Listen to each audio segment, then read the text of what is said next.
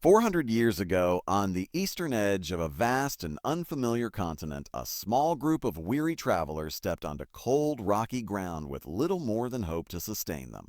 They had crossed a dangerous ocean in search of religious freedom and a chance to shape their own destiny. These English settlers, later known as the Pilgrims, arrived in what is now Massachusetts in 1620 after a brutal voyage aboard the Mayflower. Their journey was not motivated by comfort or adventure, but by a deep desire to live according to their beliefs. As winter approached, they faced hunger, disease, and uncertainty. Nearly half of them would not survive their first year in the New World. And yet from this hardship would emerge a moment of shared gratitude that would echo across centuries and become known as the first Thanksgiving. The land the Pilgrims settled was not empty or untouched. For thousands of years, Native American tribes had lived, farmed, hunted, and built communities across North America. In the region where the Pilgrims landed lived the Wampanoag people, who understood the land intimately. They knew when to plant corn, where to fish, and how to survive harsh winters. When the English settlers arrived, weak and unprepared, it was the Wampanoag who would play a crucial role in their survival. This cooperation did not begin immediately, as fear and mistrust existed on both sides. However, necessity and cautious diplomacy slowly opened the door to communication and assistance. The winter of 1620 was devastating for the Pilgrims. Poor shelter, lack of food, and illness took a heavy toll. Families were torn apart by death, and the dream of a new beginning seemed close to failure. As spring arrived, the survivors were desperate. It was during this fragile time that they encountered Squanto, a Native American who spoke English due to earlier contact with European traders.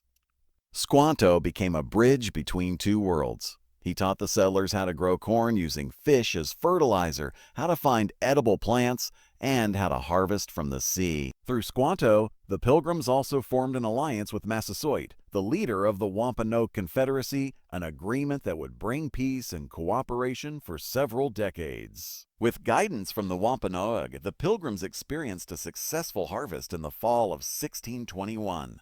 Crops of corn, beans, squash, and barley provided a sense of security they had not known since leaving England. For the first time, survival through the coming winter seemed possible. In response to this blessing, the Pilgrims decided to hold a celebration of thanks. This event was rooted in their religious tradition of giving thanks to God for protection and provision. However, what made this occasion remarkable was not only the gratitude felt by the settlers, but the shared nature of the gathering, which included members of the Wampanoag community. The gathering that we now call the First Thanksgiving was very different from modern celebration. It likely lasted 3 days and included about 50 pilgrims and 90 Wampanoag men, along with their leaders. The food was simple and based on what was available locally. There was no turkey as we know it today, but there may have been wildfowl, deer meat, corn dishes, fish, and seasonal vegetables.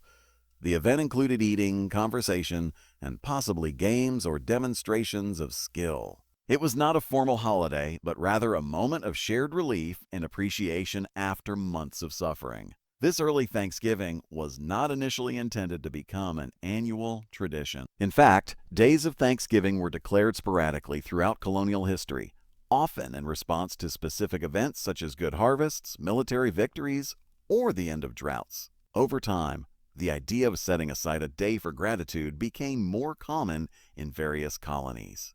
Each region observed it differently, with different foods, customs, and meanings. It was not until much later that Thanksgiving would become a national holiday observed across the United States. As the American colonies grew and eventually fought for independence, the idea of gratitude took on new political and cultural significance. Leaders began to see public Thanksgiving as a way to unite people and encourage shared values. George Washington, the first president of the United States, proclaimed a national day of Thanksgiving in 1789, calling on citizens to express gratitude for peace, liberty, and the opportunity to form a new nation. Even then, Thanksgiving was not yet an annual event, and its observance remained inconsistent across states. The transformation of Thanksgiving into a fixed national holiday occurred largely in the 19th century, influenced by social reformers, writers, and editors who promoted the holiday as a symbol of family,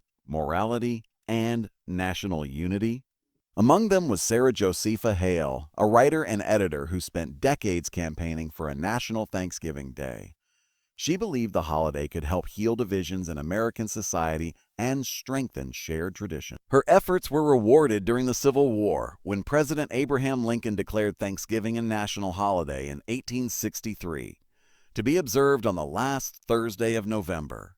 In a time of conflict and loss, Lincoln emphasized gratitude, humility, and hope for healing. Over the years, Thanksgiving evolved into a celebration centered on family gatherings, shared meals, and reflection. Traditional foods became more standardized, with turkey, stuffing, cranberry sauce, and pumpkin pie becoming symbols of the holiday. These traditions were shaped by availability, cultural storytelling, and popular media rather than strict historical accuracy. While modern Thanksgiving often focuses on abundance and comfort, its origins remind us of survival, cooperation, and resilience in the face of uncertainty. However, the story of the first Thanksgiving is also complex and incomplete if told only from one perspective. For Native American communities, the arrival of European settlers marked the beginning of profound loss. While the early relationship between the Pilgrims and the Wampanoag included cooperation, it did not last forever. Over time, expanding settlements, broken agreements, and conflict led to displacement, disease, and violence against Native peoples. For many Native Americans today, Thanksgiving is a day of mourning as well as reflection, honoring ancestors who suffered and recognizing histories that were ignored or distorted. Understanding the first Thanksgiving fully requires acknowledging both gratitude and grief. It is a reminder that history is shaped by human choices, relationships, and power. The cooperation between the Pilgrims and the Wampanoag demonstrates the possibility of mutual respect and shared humanity. At the same time, the later destruction of Native communities highlights the consequences of greed, fear, and inequality. By holding both truths together, we can approach Thanksgiving with greater honesty and compassion. For learners of English, the story of Thanksgiving offers more than historical knowledge. It provides rich language connected to emotions, values, and cultural identity. Words like gratitude, harvest, survival, freedom, and cooperation reflect universal human experiences. Discussing Thanksgiving encourages learners to practice storytelling, description, and reflection. It invites comparison between cultures and traditions, helping students express their own ideas about thankfulness and community. In a globalized world, Thanksgiving is no longer limited to one country. Obviously, people around the world observe similar festivals that celebrate harvests and gratitude. These events remind us that giving thanks is a shared human instinct found in many cultures and religions. Whether through prayer, family meals, or quiet reflection, expressing gratitude helps people recognize what they have and connect with others. The first Thanksgiving, despite its specific historical setting, speaks to this universal need. 400 years after that small gathering in 1621, the meaning of Thanksgiving continues to evolve. It is celebrated in busy cities and quiet homes by families, friends, and individuals far from their birthplace. Some focus on tradition, others on social justice, and many on simple togetherness. At its best, Thanksgiving encourages people to pause, to remember the past, and to appreciate the present. It challenges us to consider how gratitude can lead to kindness, understanding, and responsibility. The legacy of the first Thanksgiving is not found only in a single meal or moment, but in an ongoing conversation about history, memory, and values.